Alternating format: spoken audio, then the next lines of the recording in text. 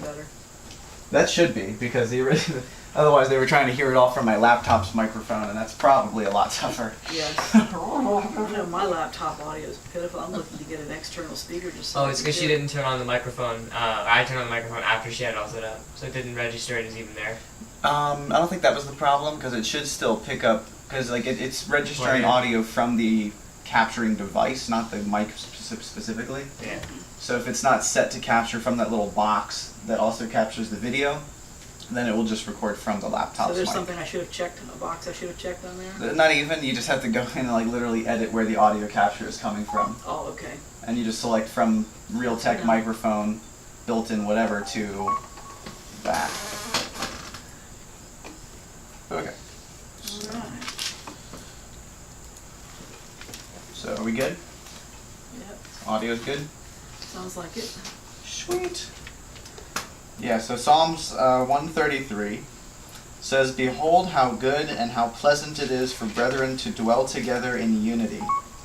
It is like the precious ointment upon the head that ran down upon the beard, even Aaron's beard, that went down to the skirts of his garments, as the dew of Hermon, and as the dew that descended upon the mountains of Zion. For there the Lord commanded the blessings, even life forevermore." That actually has a lot of information packed into just those 3 verses. Yes. And it'd be good eventually, I think, to look into more of that, but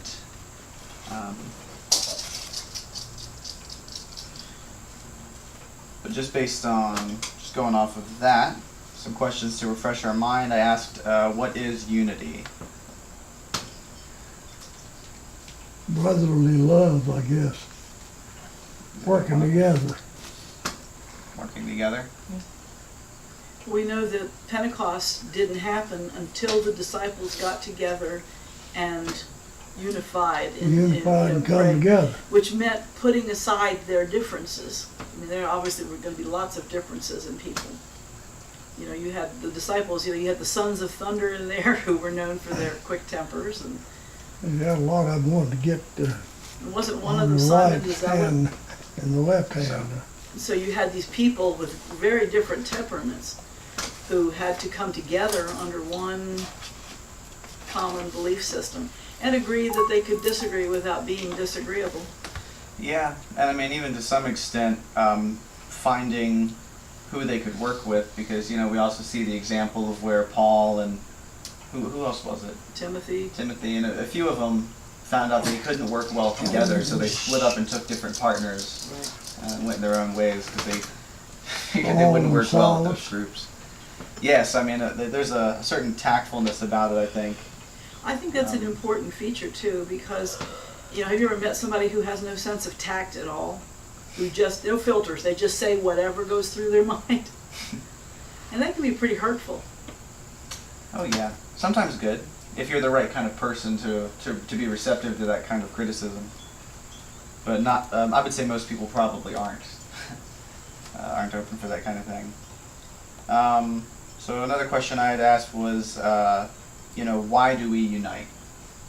And what are some examples from the Bible of people coming together and, you know, good or bad? They gain strength by coming together. Believing in a cause that's worth it.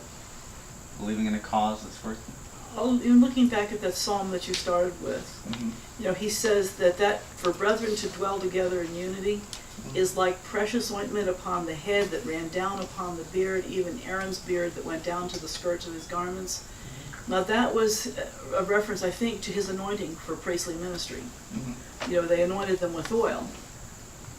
And so he's saying, basically, it gives you the clear connection between dedication and unity.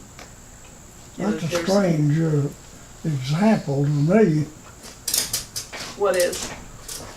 The oil running down his beard and onto his apron. Right. I mean, that's just a strange way of putting it, I think, for unity. What's the oil a symbol of? When the Bible talks about oil, it's usually a symbol of the Holy Spirit. Yeah. And in this case, anointing with oil was setting him aside for ministry, putting him showing he was being sanctified for ministry. And so when they did that service and they anointed someone with oil, they anointed their head, and it would come down on their beard and probably go down their clothes, but basically kind of a covering, more or less, I guess. Mm. At least that's the thought that comes to mind with it. Yeah. But it's tying together the unity of the brethren with dedication to ministry. So they're united in the purpose of ministering, not necessarily unified in the sense that they're all doing everything alike. There's no uniformity. They don't dress alike, look alike, talk alike, but they have that common purpose. When Aaron, he was the only so-called priest at that time, wasn't he? In the time of Moses, yeah. Well, no, his sons were priests, but Aaron was the high priest.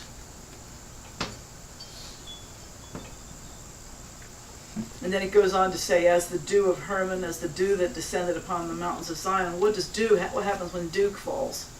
Things get wet. Covers everything, doesn't it? Covers everything. Right. And it's refreshing. It makes things grow. You know, the original earth, the original flood, before the flood, the earth was water with the mist that came up from the ground. So you've got something that is refreshing, and you've got the unity of ministry. Does that make sense, or am I going off topic here? No, I think that's accurate.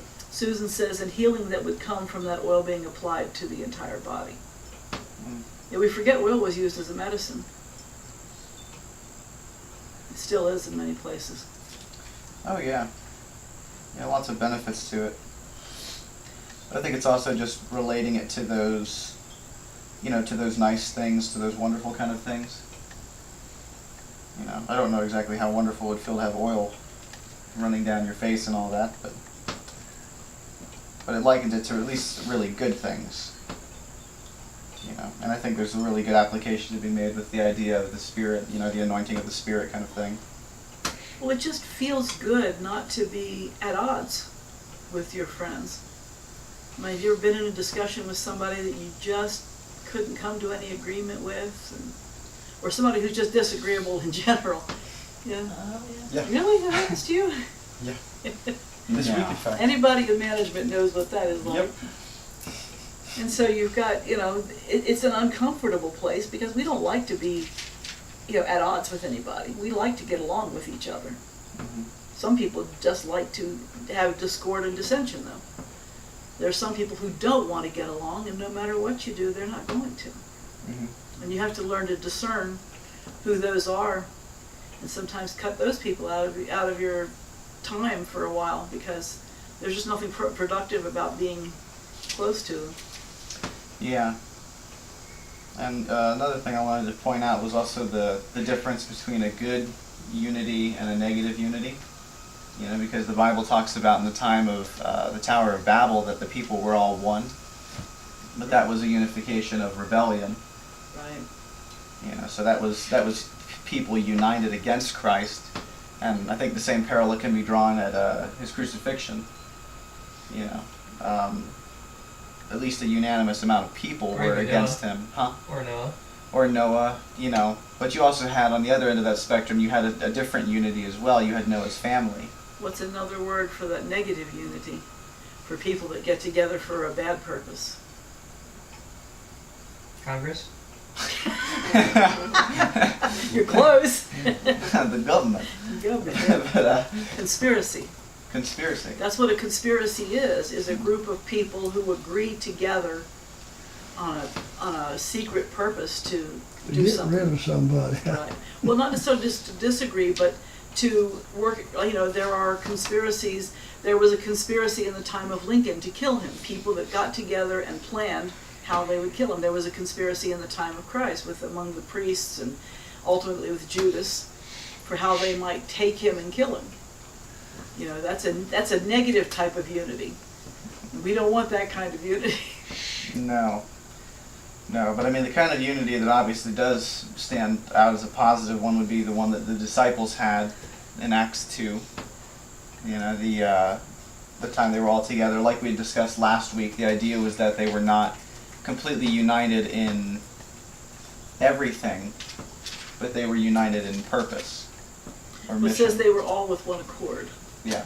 And being in one accord means they were united on what they believed. And I believe in Desire of Ages it says that during that week, that time where before Pentecost happened, they put aside all sin that was, that they could identify in their lives, and put aside their disagreements with each other. Because I'm sure after the crucifixion, I mean, Peter was definitely feeling like the bad guy because of having denied him. And all of the disciples knew they had run away when he was arrested, so there was probably some finger pointing and going on among them, even after his resurrection, because, well, I didn't hide. I stayed there with him. Now you took off and ran. And so there was probably some of that had to be. Did you ever get a bunch of kids together and try to remember things, and everybody's arguing about it? It's even worse with adults. Yeah. We were talking about that the other day, about how crazy it is how long some people hold on to grudges. And I mean, I think that boils down to a matter of pride. Having so much, I don't know, you're just not willing to let it go because it affected you in some way. Because it hurt. Most people carry grudges because somebody did something that hurt them. Mm-hmm. But carrying a grudge is like taking poison and hoping that it'll kill the person you're upset with. It eats you, but it doesn't do anything to them. It's, that type of bitterness doesn't do anything but fester up and cause problems. In fact, it's funny, I remember someone talking about something that happened years ago, and it was some really awful thing. I didn't even remember it because I don't hold on to the past. I don't even dwell on the past. I very seldom, even go back and look at a photo album. It's just not my thing to look in the past, Someone said our eyes are in front of our head, so we keep moving forward, not behind us. Yeah, well, I often think with regards to that kind of example, I think of the story of Elijah and Elisha. At least I think it was that story. Or maybe it was just a proverb, I forget. I think it might just be a proverb. But it had something to do with that too, I think. Something to the effect of, like, he who puts his hand to the plow and looks back is not worthy of me, something to that effect. Right. So it's like, He wanted to go back and, finish what he was doing and go back and say goodbye to his parents, and he said no. This is more important. This is making a choice to. And that's really what sanctification is. Sanctification is setting aside or setting apart for a holy purpose. And when we become sanctified, we are setting ourselves apart to be used by the Lord for whatever purpose He has. Mm-hmm. It's a total mind change, because the world is out there saying, you got everything for you, because I'm worth it, I deserve the best and everything. And instead, the Christian perspective is, I deserve the worst, and He is the best, and I'll follow what He wants me to do. Which may mean you go through some bad times, some negative consequences. Oh, yeah. Well, Elijah kept trying to get rid of Elisha. Ain't that his name? Elijah and Elisha. It gets confusing, doesn't it? Elijah and Elisha. Yeah. Anyway, he kept trying to get rid of him, but Elisha said, no, I'm going to follow you. And wherever you go, I'm going. That's right. Why do you think he was trying to get rid of him? I don't know why he was trying to get rid of him, because I think he kept telling him he's going over here to teach or start a school. And I think Elijah was looking for somebody who was really dedicated. Committed. Commitment, he was committed to following Elijah, even though Elijah told him to go away, basically. He seen faith there and he wanted. Yeah. Yeah, well, I think the promise was made even before that, where he said, what do you want? And he said, I want a double portion of what you have. And he said, well, if you stick with me, then you'll get it. And then we continued to see if he really wanted that. We're going to go. I imagine when that double portion has its negative side too. If you get a double portion of what Elijah's got, and he got chased by Jezebel and hunted down. Yeah, that must have been something. How can you go to heaven without dying twice? But yeah, I think that was a very interesting story, and not to sidetrack it too much, but coming back to what we were saying back in Acts, was I was looking up the word for accord, and the word means to have one mind or passion. Good description. You know, so I mean, in my mind, I always kind of visualized them all coming together and just agreeing, like, here's why we're all here.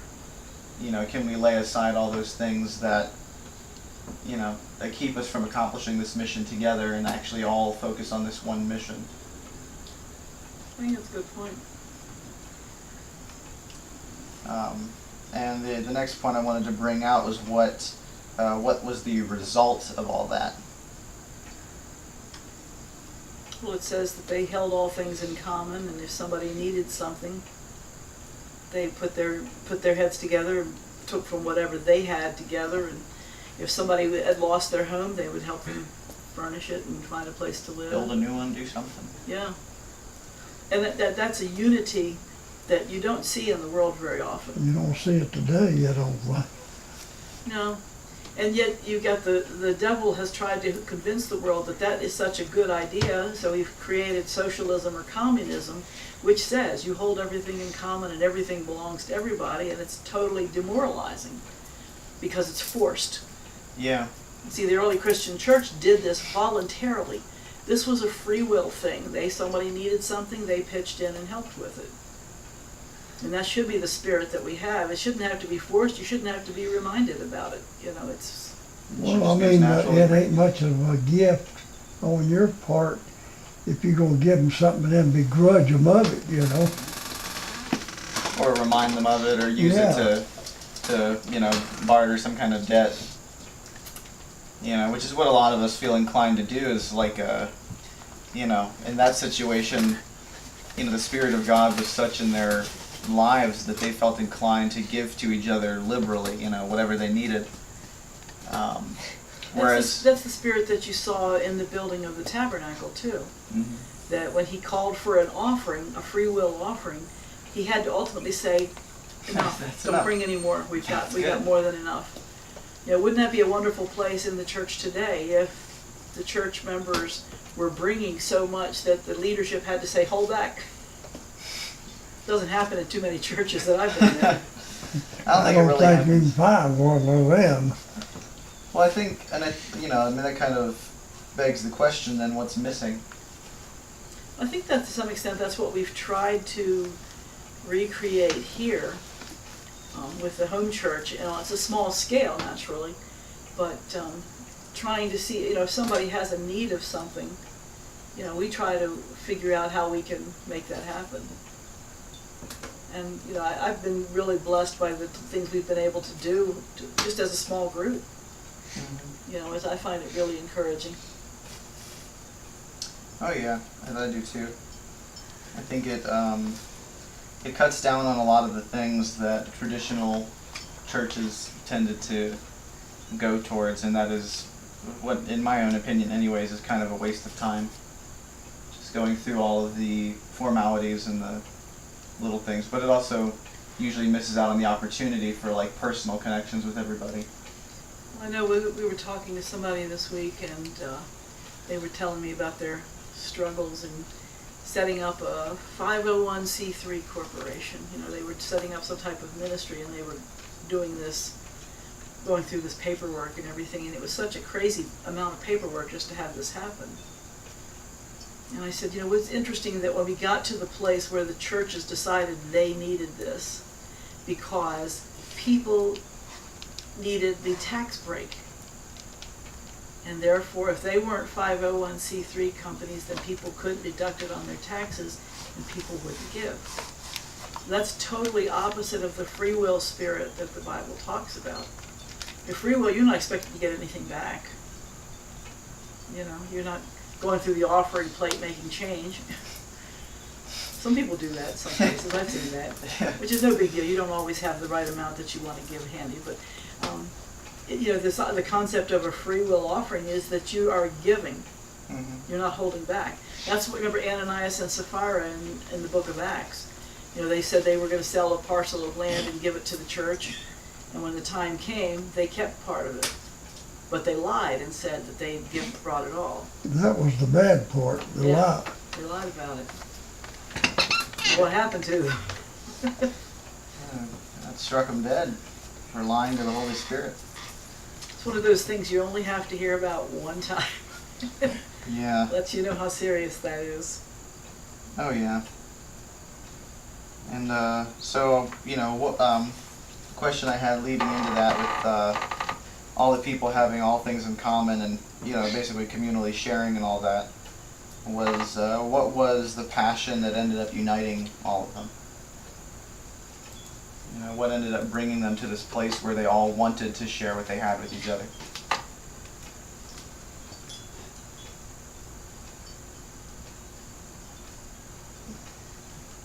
Was that when they had, was in the upper room, and you got the Holy Spirit and everybody speaking in different tongues? This was afterwards. This was, I guess, the people who were converted, right? Right. So these were the people that were converted as a result of that event, basically forming a community where they all supported each other in every way they could. So if somebody had a need, they would minister to that need. If they knew somebody needed food, didn't have to ask, they would just bring you the food, or needed money for something, they might bring you the money. Whatever each other needed, whoever could tend to that need would just go and tend to that need. Sometimes the unity comes at a price, and part of it is that the price is that we become transparent with each other, talking about how life is. There's a tendency, you see somebody and you say, "Good morning, how are you?" Do we really want to know? If somebody really told us how they were, and yet clearly the early Christian church was in touch with how things were going. They may not have whined about what was happening, but they said, it's been a rough week. Like Jerry had a rough week. He hardly got any sleep because of hay fever. To talk about that means you've got to be honest about where you are and what you're thinking. No masks, no hiding behind a pretense of any kind. So it's like an open vulnerability to each other. Right. Without being a whiner. Vulnerability it can go all the way to the other end, where you have people that just are constantly in need of someone to listen all the time, every moment of the day. I call them one giant sucking sound, where they need so much. They're needy. They need you to talk to them, they need you to be with them, they need someone to hold their hand all the time. And they don't ever give back. It's just, I need. Now that wasn't what existed in the church. It was a we, not an I. Mm-hmm. And what a healthy place that would be. To live so simply that, oh, you need some furniture here, take this, I like that idea. We all have too much in our society as it is. Yeah. That's the purpose of all the hoarding that's going on, so we can give it to people. So we can give to others. Just waiting That's for the that hoarder's day excuse. when we need to completely furnish someone else's house. Have you ever watched those shows with the hoarders where they try to clean up? Yeah. And these people are so emotionally attached to their junk. And some of it is junk. Some of it's stuff that should have been put in the trash. Newspaper clippings and old papers and sales circulars. And they can't bring themselves to throw this stuff away. What makes a human being so attached to stuff? Everything that's here is going to burn up. This whole planet's going to dissolve away and be recreated. So, to spend our time and effort protecting things is kind of foolish. Yeah. Yeah, I think keeping it in perspective makes all the difference in that case. Because I think one of the scary things to this whole community idea is that you are giving up something of yours so someone else can have something. Mm-hmm. And it might not necessarily be out of your abundance either. Because I could see simply just having slightly more than someone else and seeing that they need something specific, and maybe I have enough of something to get them something, or enough of whatever to get them something. I think that when people really are connected with the Lord, that there is not a sense of ownership. I think when you know Him and recognize that everything we have came from Him. He's the one that gave us the power to work and to increase our income so that we could get things. You know, that therefore it really all belongs to him. It's not really ours. You know, if we considered ourselves stewards and the Lord wants us to do good with these things he's put us, you know, in charge of, that's a great place to be. And when you don't consider yourself an owner, you know, they say, do your possessions own you or do you own your possessions? And for many people, the possessions own them. And if you don't consider yourself the owner, you're just holding on to it, and this is what the Lord has, and the Lord says you might need this. You know, I like the idea of living in that kind of mindset. Mm. So I think one of the things that you know, when I asked like what united these people, you know, Simeon was saying that it's kind of like people coming together for what they believe in or like a common goal, and you know, and I think the fact that this was their state of being, I think the root of their desire for this was Christ.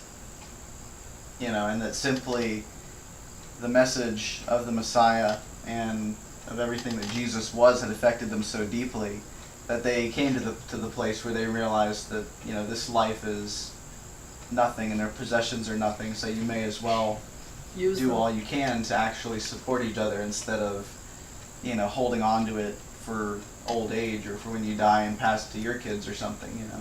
I remember someone had a parable years ago that talked about a man who, in this parable, made it to heaven and told the angels that there was just one thing he really wanted, and it was the suitcase that he had under his bed where he lived before. And so the angels went and got the suitcase, and it was full of gold coins and gold bars. And the angels were saying, what does he want paving stones for? You know, because up there, the streets are paved with gold. What was he holding on to? He wanted that suitcase full of gold. Well, it's everywhere here. You know, if you are connected with God, and if he's your father, how much does he own? Everything. Everything. I mean, if he wanted you to have a pot of gold, he could make a pot of gold for you and give it to you. Is it in Psalms that he owns like 10,000 cattle on 10,000 hills? Cattle on 1,000 hills. Cattle on 1,000 hills. You know, it's just, he owns everything. And when he owns everything and we don't own it, it's much easier to share. And I found too that people that don't have much are more sharing than people who have a lot. Well, it's evident because they have a lot. Because they One have a of lot, the they're best obviously holding Sabbaths it. we ever spent was visiting this little tiny church, pretty much an all-black church, I think, at the time. And this couple invited us to come home and have lunch with them. And they lived in an old trailer, mobile home. And they fixed lunch.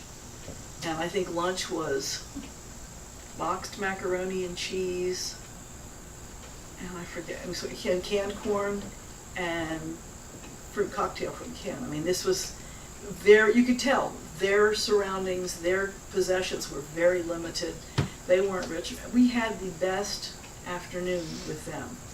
You know, it was just about the fellowship and the sharing of things and sharing what the Lord had done in their lives and in our lives. It was the best day. They had no problem opening their home, even though it was considered meager by most standards, and sharing what they had with others. Mm.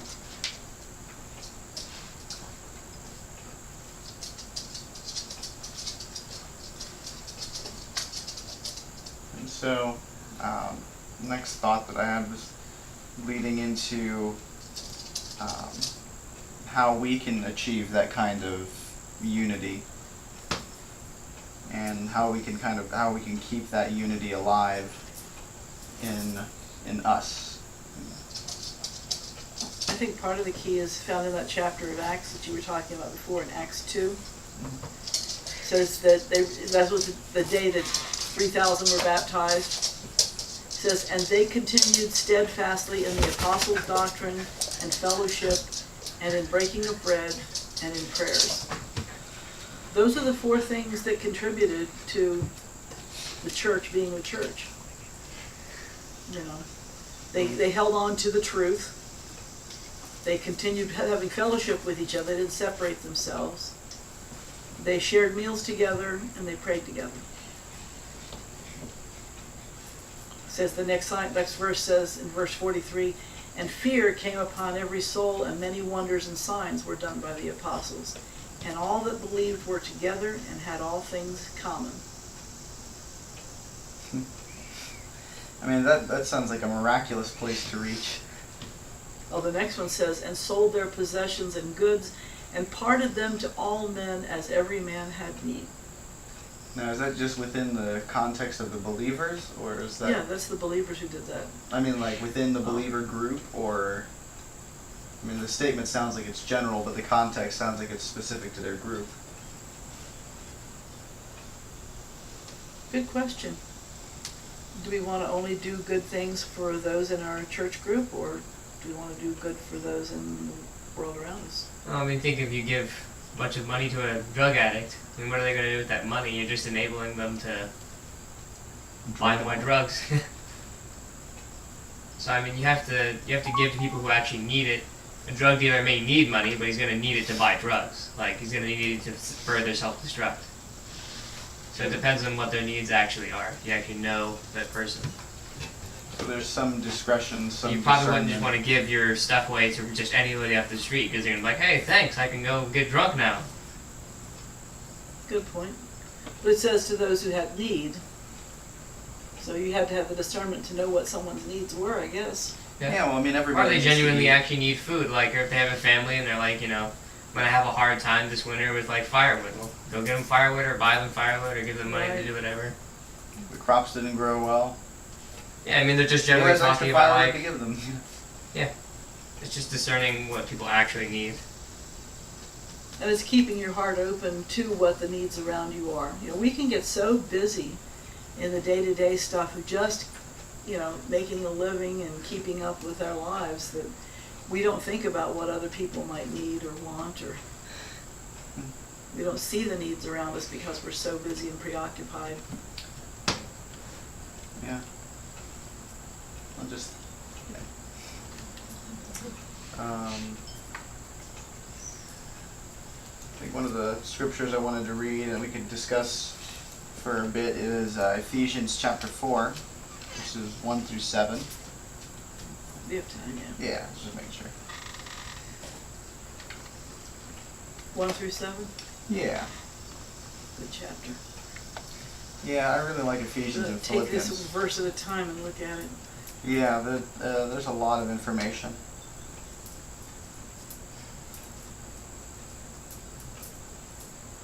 Do you want us to read it, or do we gotta do it? I was waiting for Sim to get there. Oh, I forgot where Ephesians was. New Testament, And there was a New Testament, but looking for where. way in the New Testament. Yeah. One of the letters to one of the small churches there. 1,300. After Galatians and 2 Corinthians and so on. Oh yeah, we have the same Bible. I should have just told you what page. Yeah. 13, like 90. 1399 is exactly where you'll go. Yeah. Exactly where I'll go. It's exactly where you'll go. Okay. Right. See, for me, it's so handy because I've got the blue letter Bible. I just type in Ephesians 1, and there it goes. Or I Ephesians can't always 4. carry that with me everywhere. I know. You can. Where you at there? Until Can. it's dead. Huh? But, Where you at there? Ephesians chapter 4. Yeah, Sim, you want to read that when Mr. Kenny gets there? Chapter 4? Verses Chapter 1 through verse 7. 1. Yeah. Am I reading all of it? Just 1 through 7. You should consider this an honor.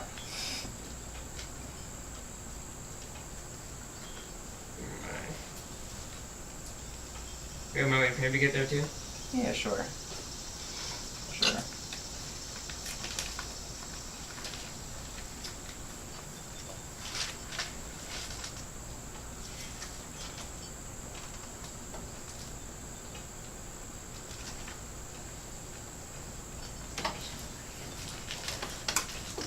Mm-hmm. Ephesians what? Chapter 4. Okay. First 7 verses. Yep, Simeon will be reading them for us. Okay. Alright, Cinnamon. I, therefore, the prisoner of the Lord, beseech you that you walk worthy of LBV vocation, Yeah. vocation wherein ye are called, with all lowliness, and meekness, with long suffering, forbearing one another in love, endeavoring to keep the unity of the Spirit in the bond of peace. There is one body and one Spirit, even as ye are called in one hope of your calling. One Lord, one faith, one baptism, one God and Father of all, who is above all, and through all, and in you all. Right, just going to 7? Mm-hmm. But unto every one of us is given grace according to the measure of the gift of Christ. Mm-hmm. There's plenty of discussion material here. Oh, yes. Just how he starts it. I, therefore, the prisoner of the Lord. It's an interesting choice of words, especially for that time in history. Where was Paul when he wrote this? In prison? Most Irony. likely. Yeah. But he says, the prisoner of the Lord. Yeah. I'm not actually a prisoner of Rome. And he wasn't, because he'd already had enough experiences, and the early Christian church did, of being released from prison in miraculous circumstances. Yeah. That, to be a prisoner of the Lord is to be totally under his control. Just a thought. Yeah, I think that's a very interesting point. Years ago when I was in AFCO, we had discussed this verse because they were talking about the negative connotation attached to being a prisoner. It's this idea of being captive and you have no freedom to make your own choices necessarily. You're confined. Well, many of the Christians refer to themselves as bond servants, slaves to the Lord, choosing to be a slave, choosing to be a servant. Yeah, well, and the conclusion we had come to was, the whole battle down here, the war between the spirit and the flesh, is really a battle based around who you're going to yield yourself to. Are you a servant of the devil or are you a servant of Christ? And one of the very good points that one of my classmates had pointed out was he said that, we often think of prison being this negative thing, like a dark, dingy dungeon and all this other stuff, or a prisoner being shackled and whipped and abused, but he said it depends on who is your captor. But also they did have that experience Mm-hmm. of becoming prisoners and being whipped and being mistreated. Yeah. The early Christians went through a lot of this. That we don't know the half of what they went through. Mm-hmm. So he didn't use the term the prisoner of the Lord lightly. You could tell it was his life. He was willing to give his life in Rome. That he said he was poured out as an offering. Yeah. But it says, he beseech you that you walk worthy of the vocation. Now, Simeon was asked about the word vocation. You know what the word is? What it means? I probably do. I just need to. That's okay. I just was asking if it was a confusing word. What is a vocation?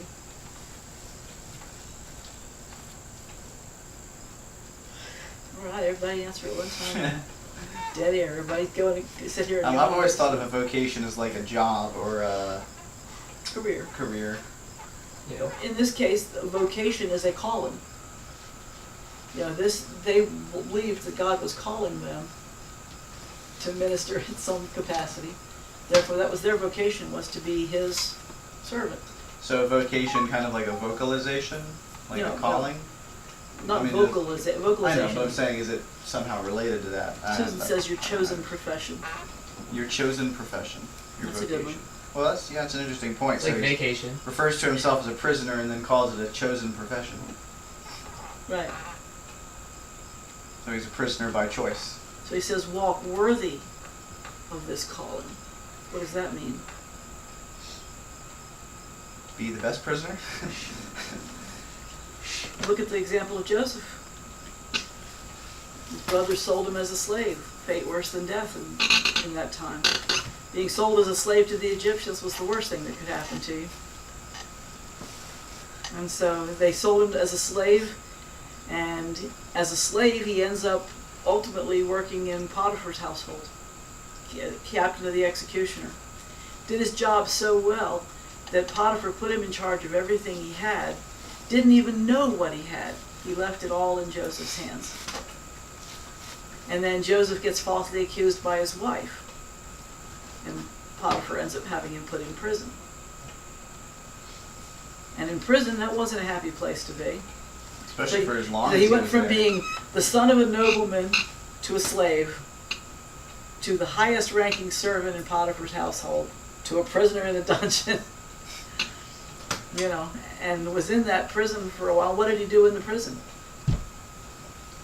He was Feel sorry for telling himself? stories, wasn't he, about he could interpret dreams is Right. what it was. But he also made himself useful helping the sick and treating their wounds. So he worked kind of like a nurse or a medic inside. I mean, even there in the worst of all possible circumstances, the worst place he could be, he was committed to his understanding of the Mhm. Lord to minister to those other people. He had How many mercy people would on be the in that people. position and instead of feeling sorry for themselves would go and minister to other people? You know, that's the kind of spirit. Well, he probably went through a short period of anyways of confusion and Oh, sure. grief about the whole situation. You know, being falsely accused puts you in this, I mean, just from my experience, you know, you're under a tremendous amount of stress for a little while, and like, because there's nothing you can do about it. Right.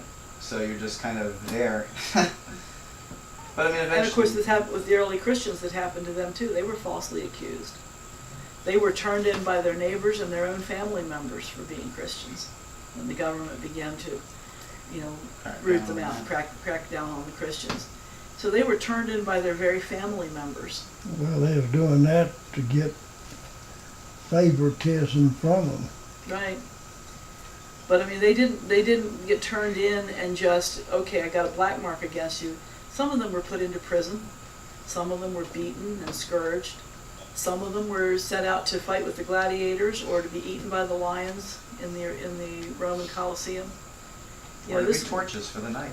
Oh yeah, they put them in bags and set the bags on fire and use them as torches to light the way. Nero was a cruel emperor. So the early Christians, you know, there was a cost to become a Christian. It wasn't, you know, like today. You say, oh, I joined the Presbyterian church, or I joined the Methodist church, or whatever. I'm going to this church today. Depending that on church. which country you're in. Right. But in that day, it was not an easy thing to be a Christian. No. And even now, I would say to some extent it's not easy. It's easy for us to make a choice, but Easy on for a us to look like a spiritual level, Christian. it's difficult. You know, because we have things so easy, and because there's no great cost associated with it, I think we tend to value it much less. I find that for me, I keep going back to the whole Sabbath issue. I mean, the Sabbath is a dividing line. You know, if you're in a Sunday church of any type, you could go from the Baptist to the Methodist to the Presbyterian church. You could switch churches and not have a whole lot of difference between them. Yeah. A little difference in the order of service and a couple of basic beliefs, but there's not that much difference in the Sunday Christian churches. But when you become convicted on the Sabbath, well, that impacts everything. Everything You notice how much changes. stuff the world does on Saturday, that things that you would like to be a part of. You know, I often think about business opportunities, you know, trying to find ways to support your family. Well, almost all of those opportunities in some way involve working on Sabbath. And it's really hard, you know, to find something that doesn't cut into that. Mm-hmm. And you do pay a price for it, you know. You know, what you got to do is drive around, see what's closed on Sunday, Not much and anymore. everything's open. From my house over here, I think I run by about 4 or 5 yard sales going on, you know, now. Mm-hmm. Yeah. Well, it's the day that's free, Right. so a lot of people tend to use it for different things. Yeah, I mean, even most of the world like rests on the Sabbath, but not actually rests. Like the world kind of rests and settles on those. I mean, nature itself is set on a 7-day cycle. Right. But the world itself doesn't really rest No, but I mean, like, it does rest, but the people don't let it rest. People still do business on it. I gotcha. Even though most Saturdays are very peaceful, nice days. I mean, that may just be like a weird thing, and I have like a weird psychology thing in my head, but from what I've observed, most Saturdays are really nice. One of my friends says if you get up early and you listen to the birds, they sing more beautifully on the Sabbath than they do the other days of the week. I know they're right outside my window every morning. They start waking me up first thing, just about daybreak. So bringing it back to the idea of unity slash, personal level, because I feel like the whole concept of unifying comes down to a personal thing. Making that decision to submit to each other. So the next verse there, verse 2, says, with all lowliness and meekness, with long suffering, forbearing one another in love. What do you mean, long suffering? What's that mean? Perseverance? What? Putting up with something for a long time? Yeah, like bearing, structural. I mean, patience with me, waiting a long time for. That would be part of it. I mean, long suffering means you wait for this person to be ready and to grow. You don't go charging, expecting them to be just at the same level you are, if they're a new one. Long suffering means you put up with a lot. You make allowances. Yeah, I do. Patience. I So think parents are long suffering. Boy, are they. at least for 18 or so years. No, it goes No, on it beyond goes that. further than that. Yeah, I'm pretty sure it does. it really does. Parents are forever long suffering. Because they're always, even though their kids are on their own, they're still worried about them, There's always that. But it also means you recognize that they're kids. You recognize that they're going to make mistakes, that they've got to make their own decisions and live with the consequences, which aren't always fun to watch. Right. But, when you're raising kids, when you're raising a toddler, they get into all kinds of stuff. And you tell them no, and what's the reaction a toddler's got? They I throw don't a know. fit. Mine gets into more grown up than they did when they was toddlers. Titus says, loving you despite your aggravation. Yeah. Long suffering. Like I've had, some of my kids when they were 2 or 3 years old, and I'd tell them no to stop something, have them stomp their feet and get mad and say, I hate you. Now, obviously, that's a terrible thing to say to your mother. I could get my feelings hurt, or I could recognize that this is a toddler who's overtired and out of control, and just let it go, It doesn't hurt your feelings when you recognize that they don't see the bigger picture. When they're kids, and the only thing that matters to a kid is when Christmas is coming, and when my birthday is coming. Me. You recognize that this is a child and this is childish behavior. A little harder to be patient with childish behavior when that person is 40 years old. That's a tougher thing to deal with, because you expect more out of an adult than you would out of a child. So being that long suffering means you recognize that they're growing and that you allow them the freedom to make mistakes. That's really hard. We live in a culture that's very success driven. What if I don't succeed? What if I don't make the grade? What if I don't pass the test? Make that money, do this Yes, and that. we have all of these standards that we've put up for ourselves, and we need to give each other permission to fail. I had somebody who was telling me this week that circumstances had happened and they looked like they were going to have to go to bankruptcy lawyer and file for bankruptcy, and just so distressed over it. I said, look, it's just a phase, it's a speed bump. If that's what you've got to do to get to the next step, just go through it. You recognize you're going to come out on the other side of this, and life will go on. There are things that we go through that seem really awful at the time, and after you get past them, you look back and they really weren't so awful. I think that's because our perspectives are so narrow. We're always focused on the here and now and never looking at the big picture or thinking that things could get better. Right. You know, we're just too worried about the current present situation. And I think keeping perspective is a really important part. The part that that I guess I'll touch on last, and then we can close out, is the beginning half of that verse is, I wanted to discuss a little bit the difference between lowliness and meekness, Good point. because it just sounds a little redundant to say both of them. At least in my mind, just at first glance, I would think they were the same thing reading them. But what's the difference?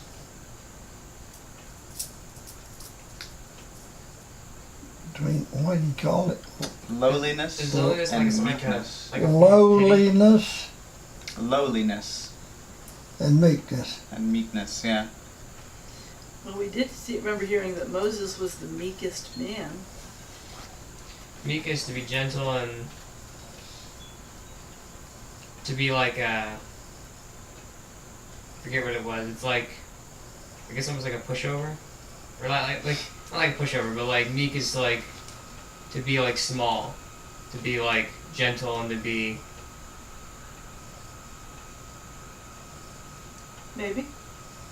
And yet, if you look at the life of Moses, I don't know how to describe our it. concept today of somebody being meek is kind of like a doormat. And yet, Moses stood for the Lord, stood up to the people, stood up to the rebellion of Korah, Stood up to Dathan, Pharaoh. and Abiram, and all those thousands of people. Stood up to an empire, Yeah. so the ruling empire. So that's not meekness in the way that we use that term today, But to be meek is to like treat things gently. to some extent, yeah. Yeah. I picture And it more lowliness would be like as self-pity. I picture it more as a quiet strength. Yeah. You've never known somebody that didn't say a whole lot, but always managed to just get things done and keep on going. Yeah. Patience about it. Yeah, That's the way I always imagine meek as well. they had that strength of trusting the Lord no matter what, and so they made the decision, even though they could make a decision to do something, even though it wasn't a popular thing, and they weren't fazed by somebody not liking that they were doing something different. Yeah. That's kind of what I consider meekness, is that quiet strength that says, I don't have to be in charge. They usually are, because they naturally lead, but they don't have to be. It's not their big deal emotionally to be in charge. Susan says lowliness is a lack of self-importance.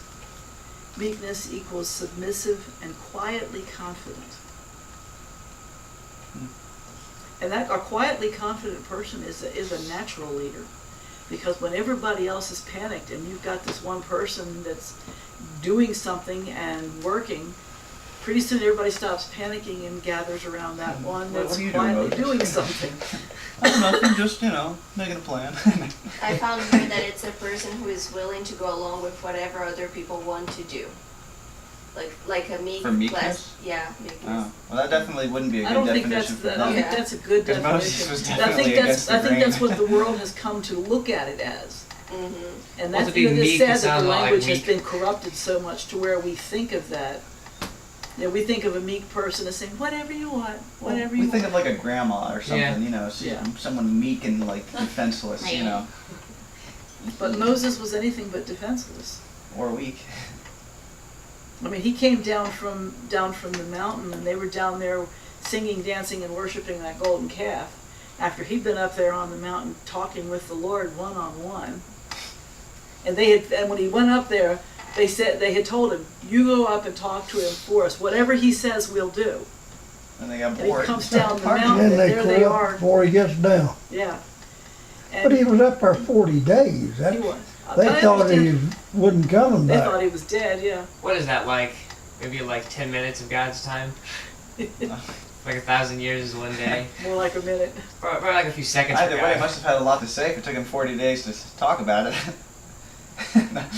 It's an interesting point, and then he comes down, and he is, this meekest man looks at this and he says, "This is evil." Well, he just got so mad that he threw them tables tablets of down, broke them. Well, imagine, like, how could you be in the presence of God for 40 days and not see starkly what is evil? stone. Right. And yet the world would say that meekness is more like the quality of Aaron. And when he came down and they were worshiping the golden calf, and he said, "What is it that you're doing?" Now here's his brother Aaron, who's essentially the high priest. And what did Aaron say? The calf jumped out of the fire. The people threw their gold, their earrings in the fire. This calf came out. You know, they wanted to do the golden calf. Well, I think And if he Aaron was, had- if Aaron Aaron had is the stood one up that and collected the gold, I think. Right. But I'm saying if Aaron had stood up when they wanted to make a golden calf, if Aaron had stood up to them with that quiet meekness that his brother had, and said, "We can't do this evil and displease the Lord," it probably would have stemmed the tide.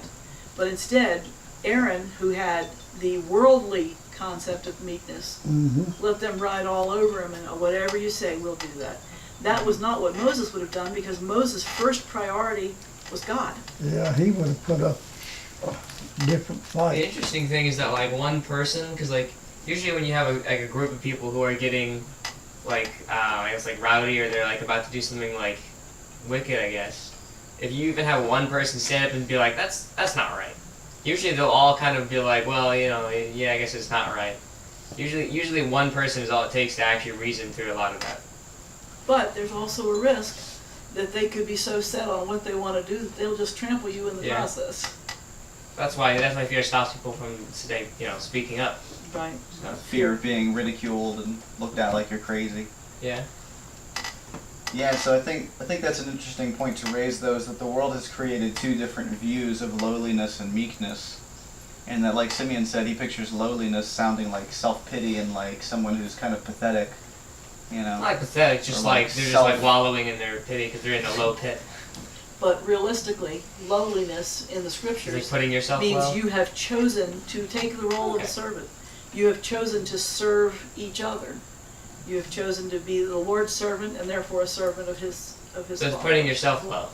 And I think that's the perspective that changes the whole understanding of those words, is that to be lowly and meek in the sight of God is essentially saying full submission to God, and that you esteem yourself as such a low being that you would rather submit to His will and His plan, and in terms of meekness, have confidence in His capacity to bring you through, Amen. you know. Susan says they don't esteem themselves higher than others. Yeah, that's in Philippians there. I had that written down as well. But so, I think that this is kind of the base of the idea of unity right here. It's kind of where it begins, is that it's people setting aside themselves and all looking to God together, coming together in that purpose for Christ and saying, I don't esteem myself as anything. And then you start to see the needs of other people, because now you're not focusing on yourself Right. or what you want or what you think you need. Your perspective changes from esteeming yourself to esteeming God more important. Point. So with that being said, I guess we can close out our discussion time, and we'll Putting yourself in your place. putting yourself in your place. Yeah. Yeah, knowing where your place is. We'll need to talk about if we're going to add a story to the mix again. Do we want to go back to the hour-and-a-half format? Do we want to meet a little earlier, go a little bit longer next week? 11:30 to 1. No, or 12 to 1:30. It's up to you guys. I don't have anything to urge one way or the other, but we'll definitely want to talk about that. Sure. I think it's good. Or do both. Whoever wants to be here for the earlier time, just Come early for the story. Yeah. Okay. Anybody feel impressed to pray for us as we go out, or Go ahead and do it. Oh, you do? always? Father, we thank you so much for this time and for the lessons that you've left for us in your word. We appreciate that you've been instrumental in leading us in better understanding, and we ask that these things would take root in our hearts and that we would continue to apply them to our lives in some way. Show us how to be meek and lowly, and teach us to be more like your Son, Jesus. And that's these things we ask and pray in the name of your Son. Amen. Amen. Thank you. Appreciate you taking the lead today. Yeah, no problem. Hope Dad feels better. Me too. I hate it when he's miserable. Don't we all? Okay, so we'll see everybody next Usually week, it doesn't same matter. time, same station.